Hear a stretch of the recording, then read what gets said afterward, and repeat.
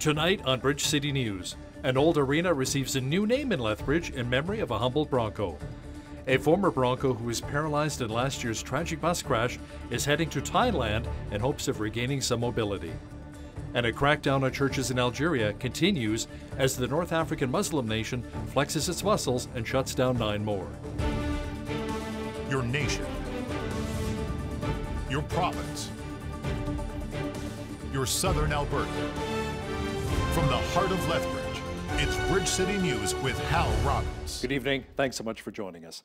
On any given night, people are unsheltered in Lethbridge, meaning they're sleeping in a tent, a vehicle, or somewhere that is not meant for human habitation.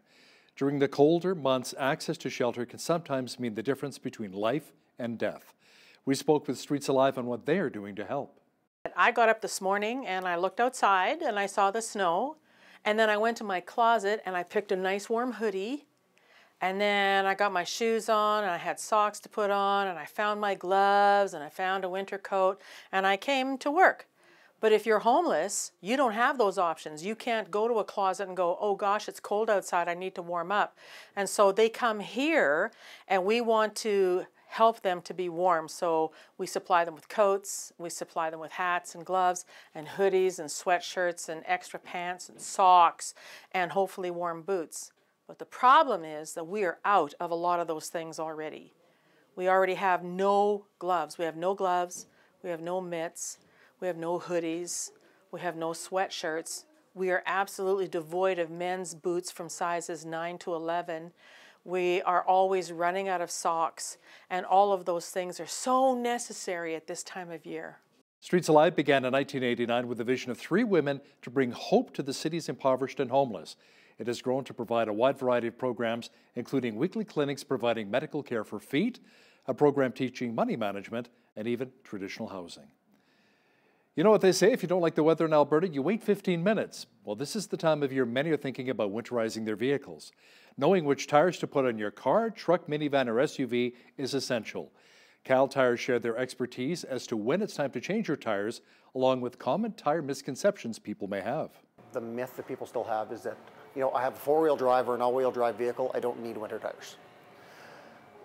And, you know, in a sense, yes, your vehicle has an all-wheel drive, all 4 tires provide traction, but if your tires don't have any traction to provide, the all-wheel or 4-wheel drive isn't going to do anything anyway. The best security, if you want the best of the best, a winter tire is the way to go. Nothing's going to beat the traction of a good winter tire. An all-weather just gives people that don't want to spend the time or the money changing tires over twice a year.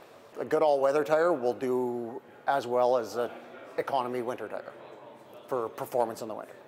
A survey conducted by the AMA last year found that 68% of members use winter tires.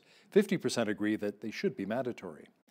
Lethbridge police are investigating after a high-end Italian road bike was stolen from a Southside garage last week.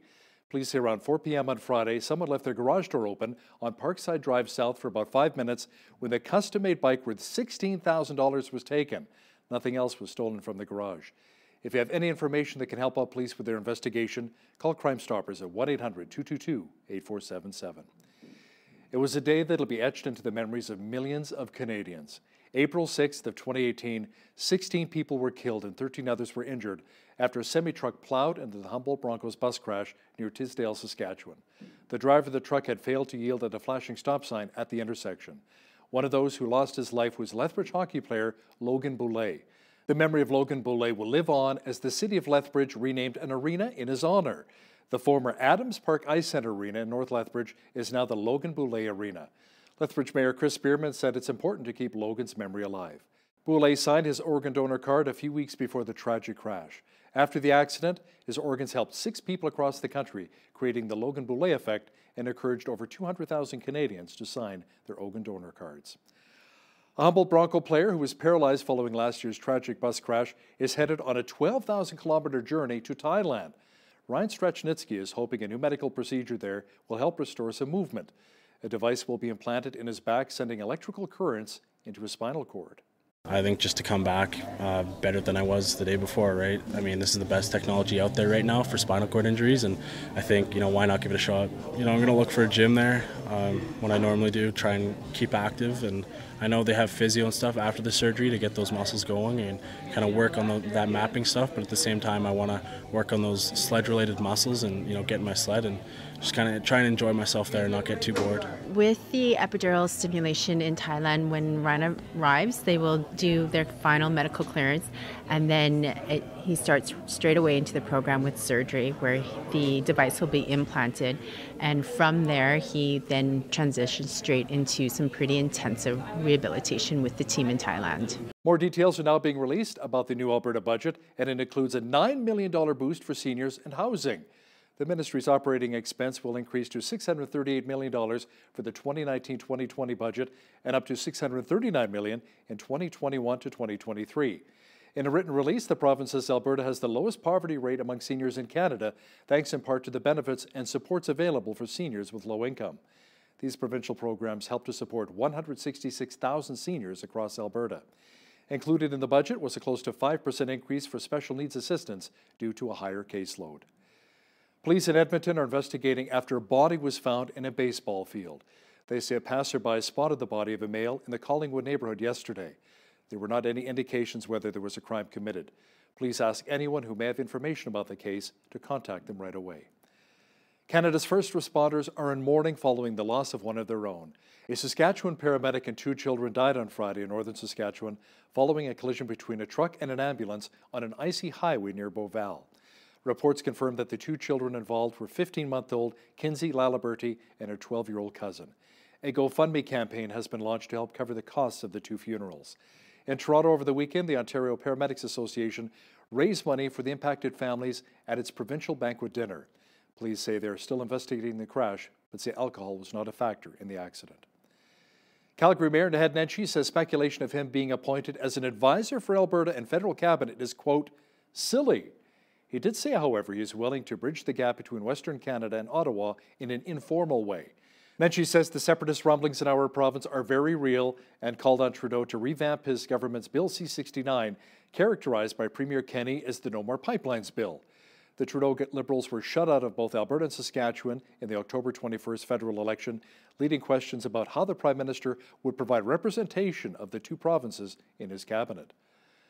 More than 24 young Canadians are facing a month-long ban from Parliament Hill after staging a climate change protest inside of the House of Commons earlier today.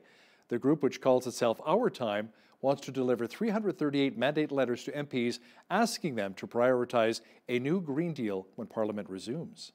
Yeah, I'm here fighting for our generation because we know that we only have 10 years left to prevent climate disaster. And we've created 338 mandate letters for a Green New Deal, the only transformative change that we solution on the table to transform the Canadian economy, to center Indigenous rights, create good jobs for all, and transition to 100% renewable energy. And so we create these mandate letters, and we're here to give them to MPs so that for the next 4 years that they can use these mandate letters to actually fight for my generation. So I think actually this is a really exciting time for our movement because we saw 4 years of failed leadership under Justin Trudeau.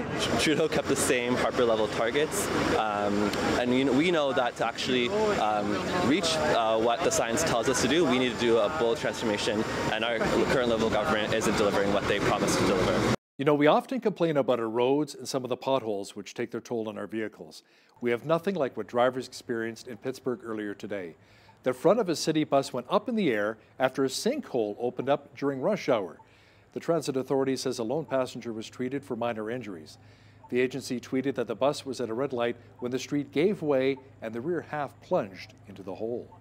Close to 200,000 people have been ordered from their homes in Northern California. A wildfire which began last Wednesday has now burned over 120 square kilometers. Right now, the wind continue to be a challenge for us. We're prepping this area right now for structure defense in the event that the fire does make a run with a wind-driven event towards this subdivision. Foothill Park is actually right up the road here.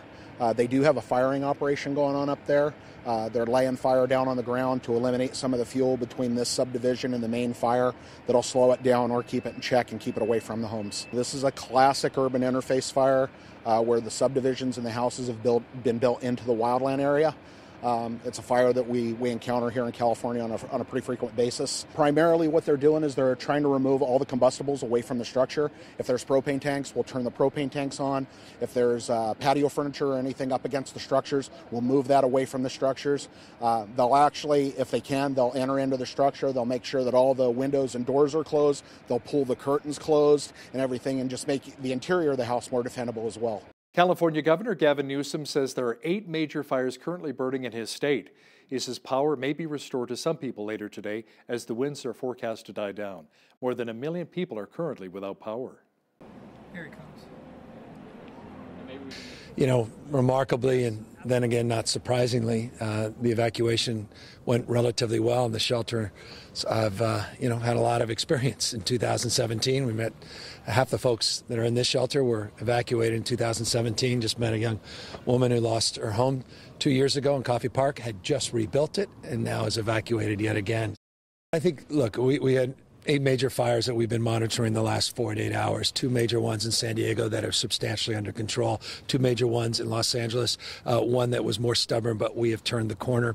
And then we've had these isolated fires. The big one now is Kincaid. Obviously, what's happened in the Bay Area is generate a lot of energy and buzz, but Kincaid's our real focus. Power shutoffs combined with Kincaid make it for more anxiety-inducing moment. But we'll get our arms around the power, get that going back up, starting tomorrow in some parts of the state, and the day after the winds are supposed to be dying down, but it's all hands on deck for this Kincaid. Some residents in the Santa Clarita area north of Los Angeles have been allowed to return to their homes, which were badly damaged by wildfires. Everything in that room behind me that you see is destroyed. The living room is destroyed. Upstairs, both of our kids' rooms and the loft area are destroyed. Inside of me, I was like upset, like why happened to them and my house. Okay, so I cannot explain none of it, but I'm very happy and thankful that I'm still here standing where the house can sleep in. Overseas, the crackdown on churches in Algeria continues. It stems from a law in 2006 which says any new non-Muslim places of worship which have not been authorized by a special commission must close. As we hear in this next report, 8 churches have already been shut down in the North African nation so far this year. There are serious concerns for Christians in Algeria following one of the most extreme crackdowns on believers in the country. According to reports, there are now only 2 congregations open in this country. In just 2 days, 3 churches were shut down with worshippers ordered out of the building and those who resisted forcibly evicted. Help the Persecuted CEO and President Joshua Youssef says despite these challenges, the Christians there are standing strong for the sake of the gospel. They take very bold positions, more so than even some of the other states that I've worked in. They're willing to share. They want these videos shared. They want people talking about it.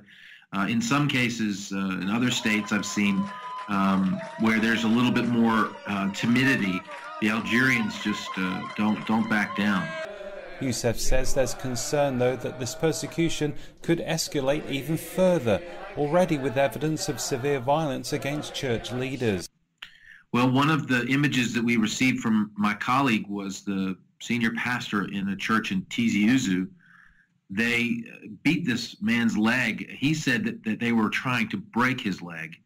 And I think physical violence is already been seen. We know they're capable of it. But I also think they could start to go after family members and extended family members of these pastors and start to really apply different types of pressure. And already I think this has gone beyond what Algeria has faced prior to this. Help the Persecuted plans to help the Algerian believers with practical support, but for now, the priority is to alert people across the globe to this crisis. Right now, our team leader in Algeria is focused on purely getting this message out and letting people know what is happening. There will come a time, I think, when the cases start to come to us where we will step in and actually financially assist and help these people. But at this point in time, it is all hands on deck as it relates to getting the word out. It was on this day that the Statue of Liberty is dedicated. Benito Mussolini takes control of the Italian government, and actress Julia Roberts was born. This is Today in History for October the 28th.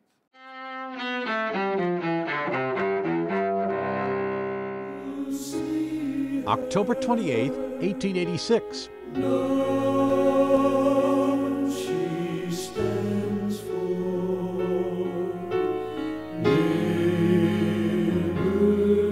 liberty for you and me. The Statue of Liberty, a gift from the people of France to the United States, is dedicated in New York Harbor. 1922. Italia ha finalmente il suo impero. Fascism comes to Italy as Benito Mussolini takes control of the government in the capital, Rome. 1962. The Cuban Missile Crisis ends as Cold War superpowers step back from the brink of nuclear war. Soviet leader Nikita Khrushchev informs the United States that he has ordered the dismantling of Soviet missile bases in Cuba. In return, President John F. Kennedy promises that the U.S. won't invade Cuba. 1955. We're at the beginning of what the computer can do to change our lives. The best is yet to come. Microsoft's co-founder Bill Gates, ranked by Forbes magazine as the world's richest man, is born in Seattle. And 1967. Don't forget, I'm also just a girl standing in front of a boy, asking him to love her. Actress Julia Roberts, star of movies including Pretty Woman and Erin Brockovich, is born in Smyrna, Georgia. Today in History, October 28th, Tim McGuire, The Associated Press. We had a visit from Old Man Winter once again, but the snow shouldn't be sticking around too long. Warmer temperatures are on the way. Full weather details are on deck.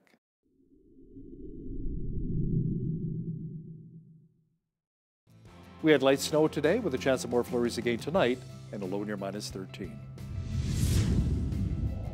Tomorrow, a mixture of sun and cloud with a high expected near -7.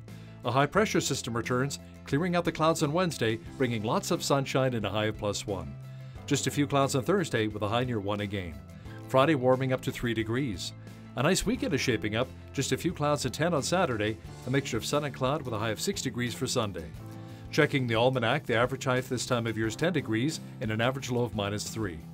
The highest temperature in the state was recorded in 1944 at 23 degrees, and the record low was a chilly -26 in 1991. Sunrise was at 8:13, sunset at 6:17. Let's see how tomorrow is looking across our great country now. Expect sunshine with a high of 8 degrees for Victoria, blue sky and 8 as well for Vancouver. Just a few clouds with a high of -4 for Calgary on Tuesday. Expect sunshine and -4 as well for Edmonton. A few flurries of -7 in Regina tomorrow. Snow and -6 for Saskatoon. A slight chance of the white stuff and a high of only -3 for Winnipeg. Overcast and 18 degrees for Toronto tomorrow. A mixture of sun and cloud and 16 for Ottawa. Mostly cloudy and 15 degrees for Montreal on Tuesday. Over the Maritimes, Fredericton, New Brunswick will be partly cloudy and 11. Just a few clouds and 11 as well for Halifax, Nova Scotia. Mainly sunny and 10 is on tap for Charlottetown, PEI. And in St. John's, Newfoundland, expect showers and high near 7 degrees for tomorrow. Ford of Canada announced today that the company will be laying off 450 employees in early 2020. A spokesperson with the company says with Ford ending production of the Ford Flex and the Lincoln MKT, the positions were no longer needed at its Oakville, Ontario plant. Ford said instead it will be coming out with new Ford Escapes, Explorers, along with a new Super Duty pickup truck. The new lineup will also include more hybrid and electric models, including the launch of a new Mustang-inspired electric performance utility in 2020. The tobacco industry is getting ready for new Health Canada regulations on cigarette packaging, which take effect on November the 9th. Cigarette packs will be stripped of logos and designs under the federal rules that make drab brown the default color. Retailers will now have a 90-day window to offload the remaining inventory once the new rules kick in. Health experts and advocates say the policy positions Canada at the head of a global effort to curb the appeal of cigarette brands and eliminate packages as pocket-sized promotions for big tobacco. Toronto-based Restaurant Brands International is reporting increases in both its third quarter profit and revenue. It says strong results at Burger King and Popeye's Louisiana Kitchen offset a challenging period for Tim Hortons. The company is reporting a quarterly profit of just over $200 million US. That is up from $134 million from last year. Revenue increased from $1.38 to $1.46 billion. Luxury conglomerate LVMH, Moet, Hennessy, Louis Vuitton has reportedly made an offer to purchase Tiffany & Company. The Wall Street Journal says the offer was around $120 a share, or $14.5 billion for the U.S. jeweler. The offer comes as Tiffany, like many other luxury brands, struggles with stagnating sales. Analysts say the slowing U.S. sales is attributed in part to China's slowing economy, which is affecting spending by Chinese tourists. Now, here's a look at today's markets. The TSX was down almost 17 points on the day to 16,387. The Dow was up almost 133 points to 27,090. The S&P 500 was up almost 17 points to 3,039, and the Nasdaq was up almost 83 points to 83.25. Oil was down 92 cents on the day to 55.74 per barrel. Natural gas was up 16 cents to $2.46. Gold was up 75 cents to $14.93 an ounce, and silver was down a cent to $17.84 per ounce. Wheat is at $222 per metric ton, barley's at $216, canola's at $454, and corn is at $281 per metric ton. Live cattle was up 90 cents to $113, feeder cattle was down 30 cents to $145.70, and lean hogs were up 73 cents to $66. The Canadian dollar was down slightly on the day to 76.59 US. Recapping one of our top stories this hour, more details were released about the new Alberta budget, and it includes a $9 million boost for seniors in housing. The ministry's operating expense will increase to $638 million for 2019-2020 and up to $639 million in 2021 to 2023. In a written release, the province says Alberta has the lowest poverty rate among seniors in Canada, thanks in part to the benefits and supports available for seniors with low income. These provincial programs help to support about 166,000 seniors across Alberta. There are more similarities between Christians and Jews than we may realize. We get the details next from Paul Arthur and an interview with the president of the International Fellowship of Christians and Jews, Yael Eckstein. But first, here's a look what's happening in and around your community. Here's your Bridge City News community calendar. Come out and support a worthy cause. The 5th annual Pig Roast fundraiser in support of the construction of a medical clinic in Uganda is taking place Saturday, November 2nd at Miss City Church. The evening will include a delicious pork dinner and program. Doors will open at 5 p.m. Tickets are $15 and can be purchased at the Bridges of Hope office by calling 403-380-3844. A Victorian Prairie Christmas is taking place November 13th and 14th from 1 to 4 p.m. at the Galt Historic Railway Park, north of Stirling, Alberta. Enjoy a beautiful and festive atmosphere featuring live entertainment, delicious food, and Christmas pudding with rum sauce. Admission is $20 for adults or $18 for groups of 5 or more. Pre-book today by calling Jeff DeBoer at 403-327-2854. And for more information, visit galtrailway.com. The Downtown Lethbridge BRZ is looking for volunteers to help with the Downtown Holiday Market taking place Saturday, November 23rd. Volunteers will be assisting with setup and takedown, handing out popcorn and hot chocolate, and the best job of all, helping Santa Claus. For more information, email Tasha at tasha@downtownlethbridge.com. And that's your Bridge City News community calendar. The tiny nation of Israel always seems to be in the news, and often it's being criticized. What is it about this nation that has the attention of the world? Is it something spiritual? And many Christians believe that is the case. Our guest today joins us from Israel, Yael Eckstein. She is the president of the International Fellowship of Christians and Jews. Their TV program, Christians and Jews, airs right here on Miracle Channel on Sunday afternoons at 5 p.m. Mountain Time. So welcome, Yael, to Bridge City News. Good to have you with us. Thank you so much. I'm glad to be here with you. You bet. Well, first of all, can you tell us, Yael, for any viewers not familiar with your organization, tell us a bit about International Fellowship of Christians and Jews. Okay, well, the fellowship was founded around 37 years ago by my father, Rabbi Yael Eckstein, and it was started as an organization whose vision was to really bridge the Jewish and Christian communities and shared vision, brotherhood, communication, love for the first time in 2,000 years. And what it turned into was an organization that's really partnering with God to bring biblical prophecy to fruition and fulfill the biblical mandate to feed the hungry, clothe the naked, shelter the poor. Wherever you throw a stone in Israel, you'll see the fellowship, which represents Christians who stand with Israel. That's really interesting. Now, sadly, your father, Yehiel, died earlier this year. Now, has it been difficult for you to pick up where he left off? Well, one of the first questions people asked me after my father passed away, and I was voted president elect by the board around a year before he passed away suddenly. And so immediately I filled those shoes, and people said, Yael, you have very big shoes to fill. Do you think you're going to be able to do it? And I said, well, his feet were a lot bigger than mine, so I'm not going to try to fill his shoes. I'm going to just try to wear my own. And so it's definitely been a journey of really carrying on my father's mission. I worked side by side with my father for over 15 years.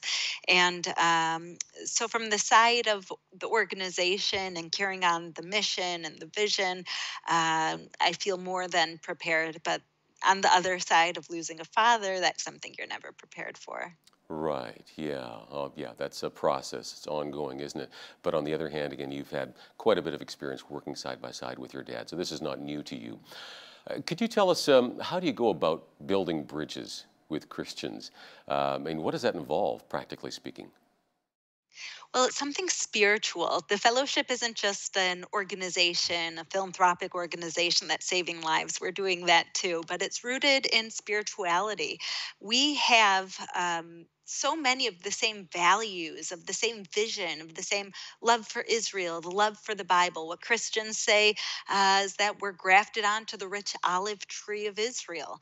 And so for any Christian who studies the Bible and studies both the New and Old Testament, Israel is fundamental to their faith. And so the fellowship is really a conduit that Christians can use to express that love, to be part of this biblical prophecy coming to fruition.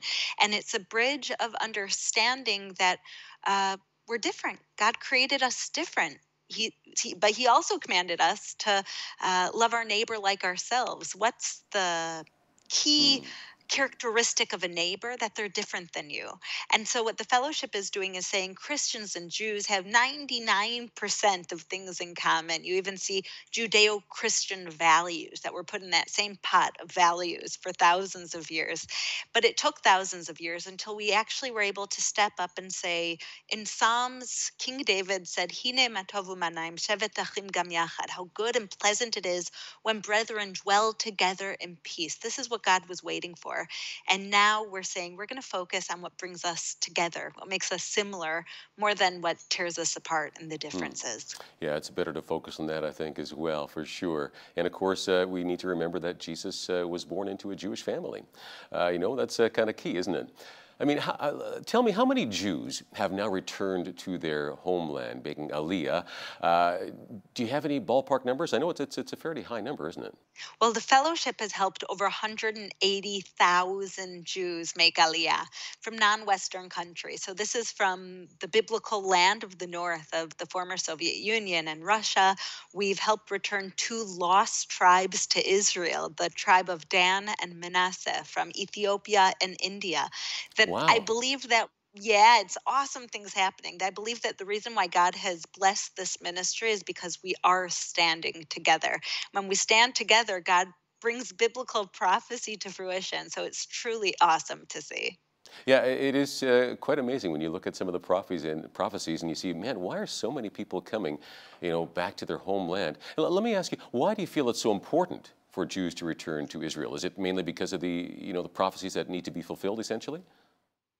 Well, I think it's a few things. I think that the prophets saw what we call these end of days, when Jews will be threatened and killed and targeted all across the world. It's my grandfather is a Holocaust survivor. We're not even, we still have Holocaust survivors alive today. I think the prophets saw that Jews are going to be targeted, Jews are going to be killed and threatened, that unless they have a homeland, unless they come back to the land of Israel, the Jews won't exist. And so this is part of God's greater plan that's both physical, that we're coming home to escape anti-Semitism persecution, but it's also spiritual, that this is part of God's plan. God made a promise that the Jewish people would come home, the ingathering of the nations from all four corners of the earth. And it's something that people often said was impossible, that after 2,000 years of the Jewish people still being exiled from their land, the native tongue of Hebrew not being spoken, people said that can't happen. But indeed, God, whatever God says and wills can happen. And so in an instant, the nation of Israel was rebuilt, and in an instant, the holy tongue of Hebrew was reintroduced to the world through Israel. Yeah, it's fascinating. A big part of what you do is providing for Jews who are in need, often living in countries where there is a fair bit of anti-Semitism. Can you tell us a bit about that? Yeah, well, in the former Soviet Union, that's where there are so many Holocaust survivors and orphans that have no support network. And so the fellowship is there with basic needs, just as the Bible outlines, to feed the hungry, to clothe the naked, to shelter the homeless, to care for the elderly and the orphans. And that's what the fellowship is doing specifically there in the former Soviet Union, telling the Jewish people, yes, it might be the fact that 70% of Nazis identified as being Christians. But today there's a very different reality. And these are Christians who are coming in to save your life, to give you basic needs when you're on your last piece of bread, that you don't have any heat. These are Christians who are expressing their love, real Christians who are acting Christ-like, not like the Nazis, to just give them that hope, that there is hope for the future, that uh, there's remorse, there's friendship, there's love, that there is a generation of Christians who are not rejecting the Jewish people, but standing passionately and faithfully with the Jewish people. Right, because there's a history behind that, of course, and sometimes it's hard to get rid of that history and embrace the new reality, certainly within evangelical Christianity. Yeah, we're friends, right? So we want the best for each other. And so this is ongoing within the countries themselves. Let's say whether you're in the Ukraine, I know they've got a war happening there on the one side of the country, and Russia, there's people in poverty. So you're helping within the country itself. Are you also helping those people in some cases to actually help them afford to fly to Israel as well? Yes, that is our main goal. Anybody who wants to come to Israel, we have a whole list that as soon as we get a donation, which thank God are even hundreds a day sometimes, we bring that person home. We have lists of thousands of people though. So our first priority is bringing them home to Israel. And we have people landing every single day in Israel and Aliyah, moving here from those countries every day, even from places like Venezuela and places at risk in South America. Wow. Yeah. Does the government itself then have a program to help these newcomers and get established, and then you also assist with that as well? That's exactly it. So basically, we bring these Jewish people home to Israel, but we don't give them a bottle of water and say, okay, good luck with your new life. Biblical prophecy fulfilled. We did our part. No, we set up that they have very often actually a job set up before they even move to Israel, that we conduct Skype interviews and connect the new immigrants with businesses in Israel that are looking for employees. So many of them already land with a job. We connect a volunteer who speaks their language and already went through this process to follow them for 6 months, just to explain to them how to register their kids for school, how to sign up for a bank account, where the nearest grocery store is. Things are very overwhelming for new immigrants that don't speak the language. And one of the things that these volunteers do as well is let them know that they are accessible for government aid as well, to teach them how to speak Hebrew, for example, and make sure that they apply and get all those benefits. So it's really kind of a Big Brother type of program that's most effective and most cost effective. May I ask about the general population of Israel? Are they getting weary? Do they get kind of a tired of, oh man, all these people coming back? Or is there a general consensus, we want to see more of this, we're glad they're coming back to Israel? What's the sense? Well, I was just in America this summer for a few weeks, and what I saw was that the hottest topic right now of debate, and that's unfortunately tearing people apart, is the issue of immigration.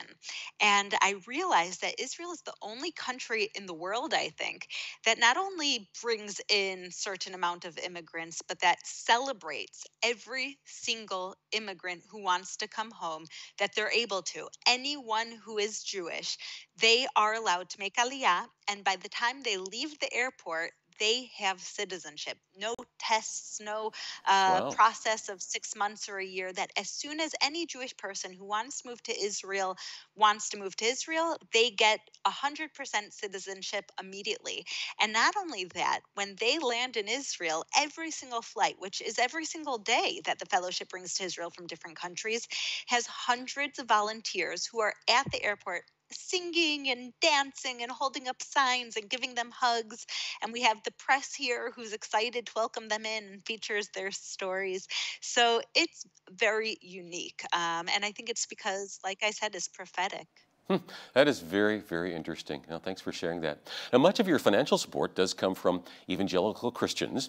And one of your father's dreams, I understand, was to build an international center for Christian outreach in Jerusalem to connect with the many Christians who visit Israel each year. How is that coming along? Thank God it's coming along amazing. I always say my father was a visionary, and in order to be a visionary, you have to do things without it necessarily making sense. That he started the fellowship when everyone said it's impossible to bridge Jews and Christians after 2,000 years. Come on, what do you think you're doing? And it was a calling from God that he believed in, and therefore God blessed it. And it's very similar with this building. My father, one of his last things that he said before he passed away is we need a building, a presence, a home in Jerusalem for Christian visitors. And after he passed away, we started looking into the situation for Christian tourists, and we realized that there are 2.2 million Christians from around the world who come to Israel every single year. That is half of all the tourists to Israel.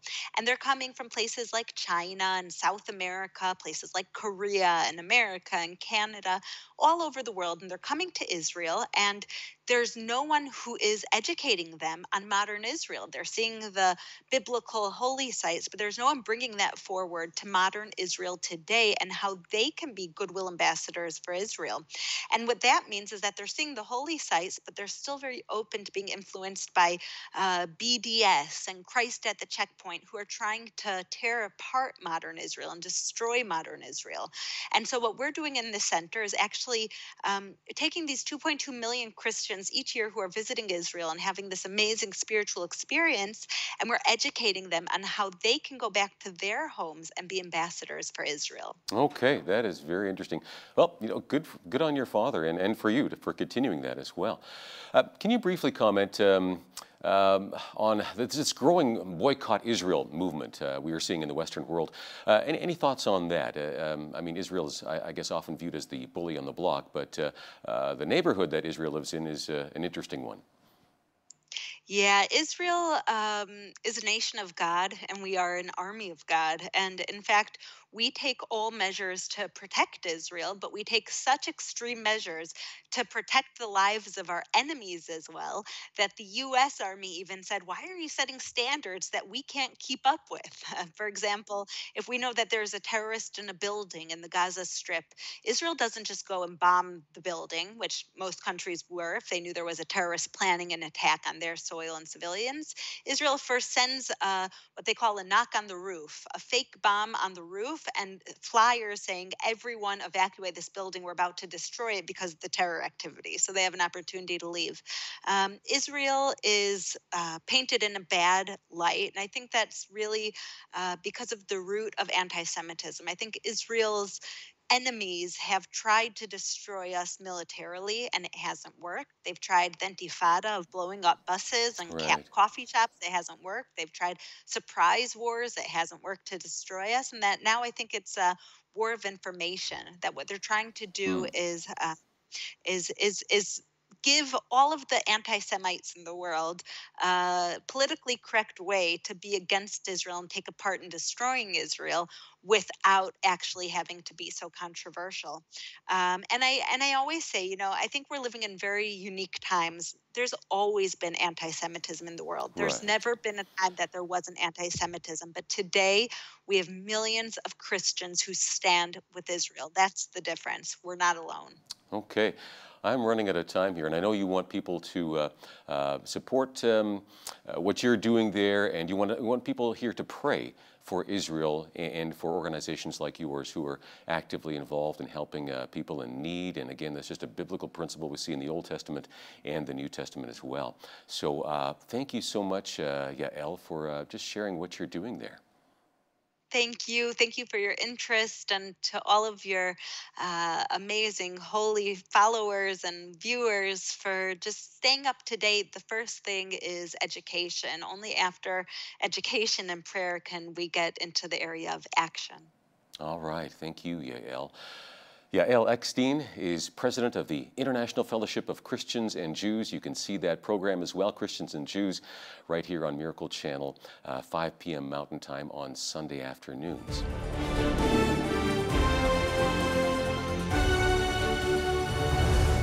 In 2015, the Supreme Court of Canada legalized assisted suicide. Some rejoiced, while other people warned of a slippery slope and voiced concern for the vulnerable in our society. Where's our country headed with this issue? Joining me today via Skype from Ottawa is John Sikkema, legal counsel for ARPA, the Association for Reformed Political Action. Welcome to BCN, John. Thank you. Good to be here. Now, a Quebec Superior Court justice recently ruled that parts of both the federal and provincial laws on assisted suicide were unconstitutional because they're too restrictive. Can you give us a little bit of background to the story? Yes. So, as you mentioned, in 2015, the Supreme Court of Canada struck down what was a full ban on euthanasia or assisted suicide. And after that, Parliament responded to that ruling by enacting a law which set 4 basic requirements that had to be met before someone could be euthanized. And those 4 were that someone first had to have a serious or incurable illness. The second is that they had to have a irreversible decline in capacity or capability. The third is that they had to have enduring physical or psychological suffering. And the fourth was that their natural death had to be reasonably foreseeable. But how foreseeable or when exactly that had to be wasn't set out. In fact, the law actually said a specific time prognosis didn't have to be given, but their natural death from their disease had to be reasonably foreseeable. So in this case, the provision that was removed was the latter, the last one, that the judge said it's too restrictive of people's freedom to say that they must be near death, that their natural death must be reasonably foreseeable before they can be euthanized. Now, on the legal side of things, can you explain how it is that a provincial judge has the authority to overrule a federal law? Sure. So this provincial judge is part of the Quebec judicial system, but is a federally appointed judge. This court is known as a constitutional court. It's which means it has the authority to rule on the constitutionality of any law. In that sense, it's kind of core to our judicial branch of government. It's not just a statutory court. Now, in terms of its precedential value, technically this ruling would only be precedent, would only be binding on doctors in Quebec. The issue with that, however, is that it's a ruling about federal law. It's a ruling about the criminal code, which applies across the country. And it's a ruling about the Charter of Rights and Freedoms, which also applies across the country. So what we have here then is a question of really the consistent application of criminal law. Should something be not a crime in Quebec, but a crime in the rest of the country? It seems that the likely outcome of this ruling, if it isn't appealed, would be that people would be very unlikely to be prosecuted in any part of Canada for euthanizing someone whose death was not reasonably foreseeable, but who met the other requirements in the law. So what part of the law did the judge find really too restrictive? As I mentioned, it's the only the provision that says a person's death, natural death, must be reasonably foreseeable. Now that was placed there for a reason. Was it to provide some kind of safety boundaries for vulnerable people? Right. So the law itself says that it's trying to achieve a balance. And part of what it's trying to balance is people's autonomy, people's right to decide when they want to die, but also the protection of vulnerable persons.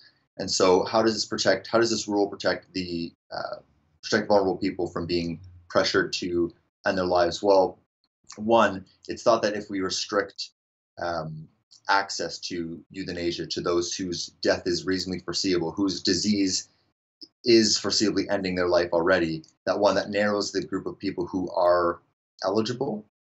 And so strictly on a numbers basis, you're less likely to normalize suicide when you don't make it so broadly available. Of course, for those whose death is not reasonably foreseeable, another part of the concern is that if they had the opportunity to get help to get through a particularly dark and difficult time, they might change their mind. Of course, if they are given access to euthanasia, if they are euthanized, that change of mind, of course, becomes impossible. Or access to new treatments and so on becomes impossible if you're if you might live for a long time had you not been euthanized. John, shouldn't we have a little more concern about patients with mental health issues in this regard? Absolutely. I believe one of the concerns is that by broadening access to euthanasia, for one, we just normalize it more. We've seen in other jurisdictions that where euthanasia, where assisted suicide is legalized and where access to it is broad, not only assisted suicide increases, euthanasia increases, but so does suicide. It sends a message to people, I think, that if assisted suicide is a dignified way to end your life, suicide may be as well. Suicide goes from a tragedy we should seek to avoid, as one commentator put it, to a solution to suffering that we may assist. Now, there are a number of advocacy groups for the disabled who argued that this really sends a message to society that it's better to be dead than disabled. How do you respond to that? I know the Council of Canadians with Disabilities has made that point quite strongly. I agree. Again, it's that messaging. Now, I assume the other side to that would say, look, it's not that we or anyone is telling you your life is not worth living. It's up to every individual to decide whether their life is worth living. And if you want to decide to end your life, that's your decision. But of course, when the law explicitly permits and pays for with tax dollars, physicians ending people's lives, the strong implicit message there, I think, is that while it may be your decision, both the medical profession and the government agree with your self-assessment that your life is no longer worth living. And that sends quite a message. You know, we seem to have a bit of, mixed message going on in our society. On one hand, you have, talking about sponsoring suicide prevention, and then on the other hand, encouraging a legalized suicide. That's right. I know one Liberal MP during the debate on Bill C-14 opposed the bill, opposed legalizing euthanasia just for this reason. He said growing up in Attawapiskat and seeing some of the difficulties there, he thought, if some older people that he knew had decided that it just wasn't worth it anymore to try to go on in life, that he might have made the same decision as a young person who was struggling with thoughts of suicidality. And he was concerned with what message are we sending as a society to those who are struggling, to those who are disabled. And that implicit message is definitely one that disabilities rights groups are very concerned with. What are we seeing in other countries around the world where assisted suicide has been legalized for a long period of time already?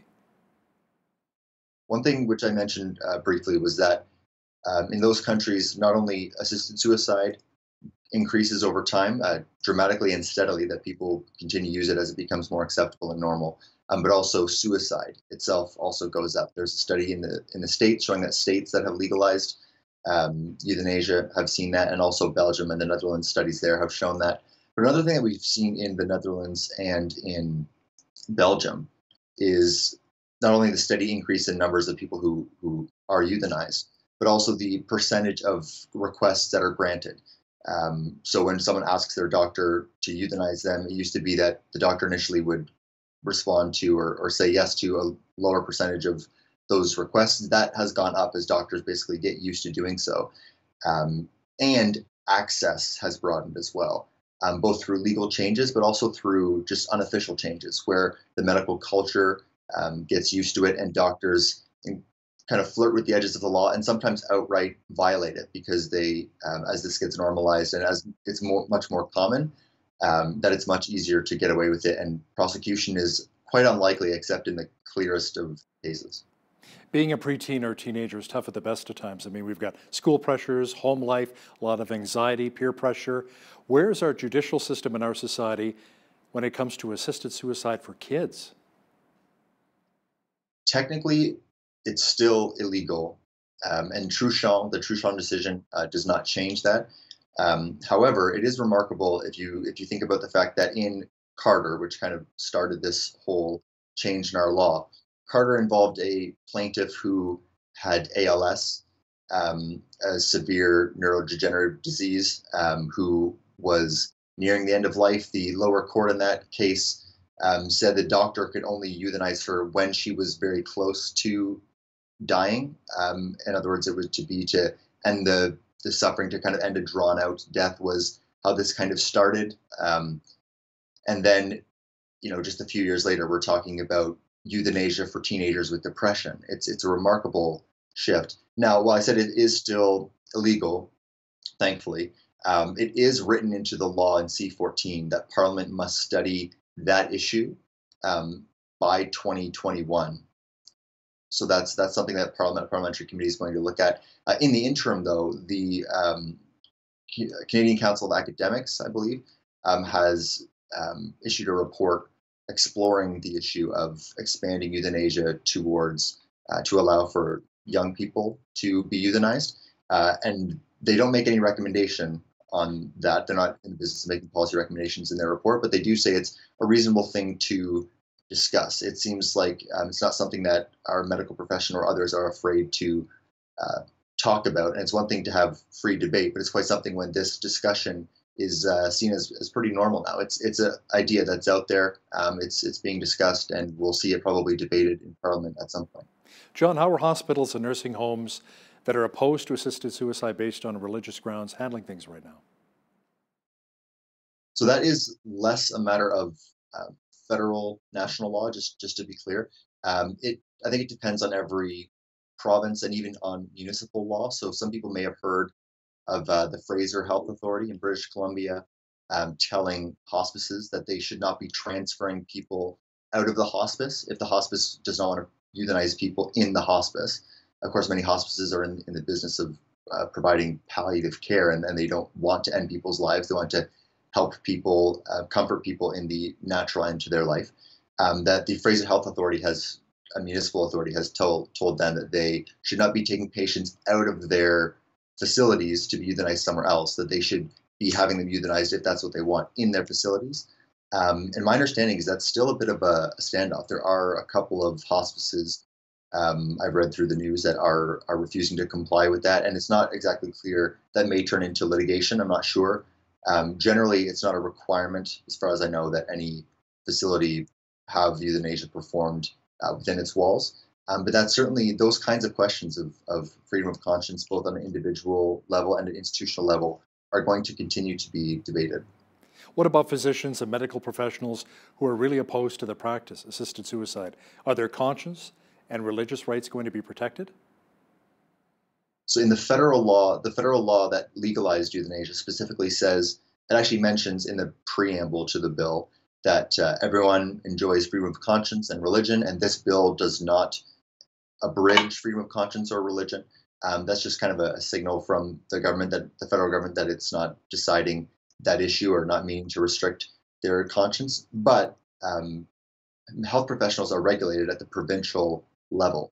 And so we've seen in Ontario, for example, in the College of Physicians and Surgeons of Ontario case against the Christian Medical and Dental Society, that in that case, the college said that physicians must, if they don't want to euthanize someone, they must refer that person to someone who is willing to euthanize them.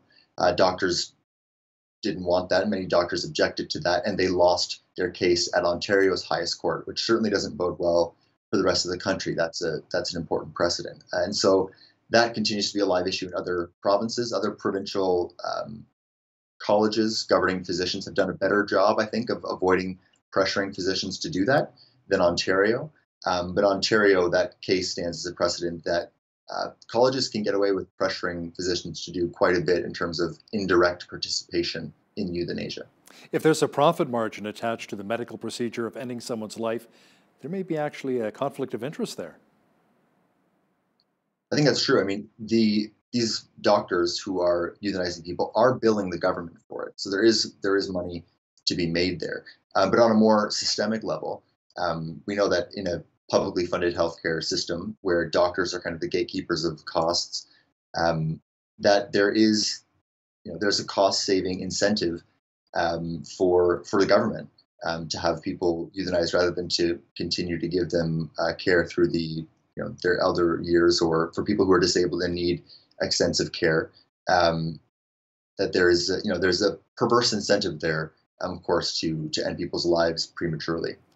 To what degree does our country need to expand palliative care for the majority of Canadians who want to live long lives despite some of their health challenges?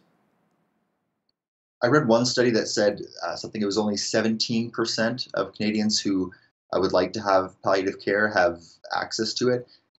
Different studies will give you different numbers, but it's low. Most Canadians who would like to have palliative care do not have ready access to it. We certainly need more palliative care.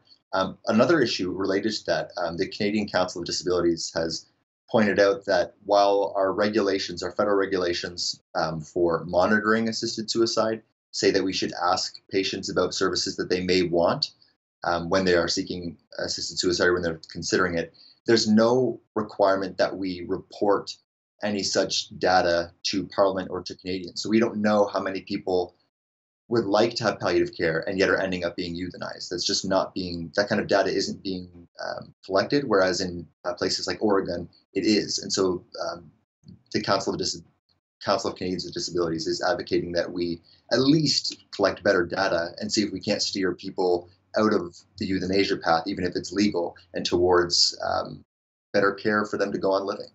John Sikkema, the legal counsel for ARPA, the Association for Reform Political Action. Thanks for joining me today from Ottawa. Thank you very much. On behalf of all of us here at Bridge City News, I'm Hal Roberts. God bless, and thanks so much for watching.